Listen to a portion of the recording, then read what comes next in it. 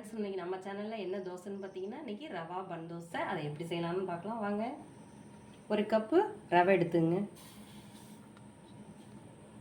2 spoon அரிசி மாவு, பச்சரிசி மாவு,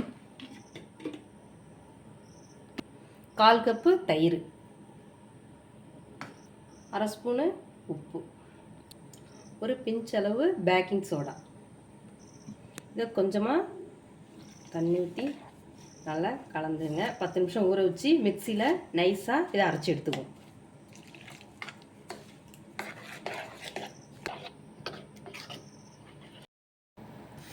நைஸாக அரைச்சிட்டு வந்தாச்சு.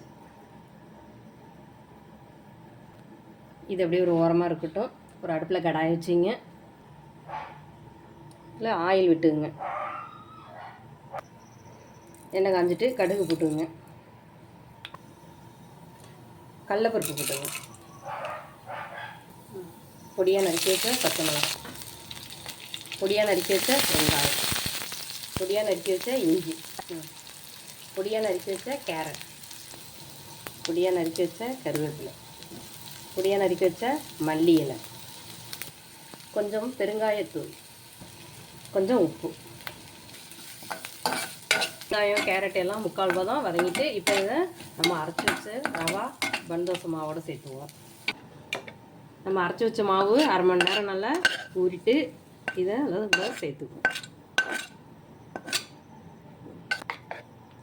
நல்லா கலந்துக்கிட்டு ஒரு ஆப்பசட்டி வச்சு நம்ம ஊற்றி எடுத்துக்கலாம். கொஞ்சம் ஆயில் விட்டுங்க.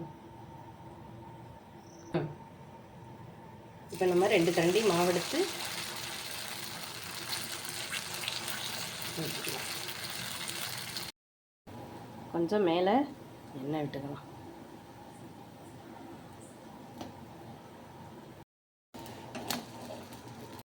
ரவா பன் தோசை ரெடி ஆயிட்டு.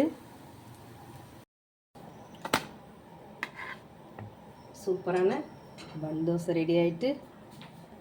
இது தொட்டுக்க பார்த்தீங்கன்னா நான் சாம்பார் வச்சுருக்கேன். இதுக்கு தக்காளி சட்னி செஞ்சு சாப்பிட்டா நல்லாயிருக்கும். நான் வெளில கிளம்புறதுனால எனக்கு நேரம் இல்லை, அதனால் நான் மதியம் வச்ச சாம்பாரையே தொட்டுக்க வச்சுட்டேன். பாருங்கள், சூப்பரான பன் தோசை அப்படியே ஸ்பான்ச்சியாக இருக்குது. ரொம்ப சூப்பராக இருக்குது.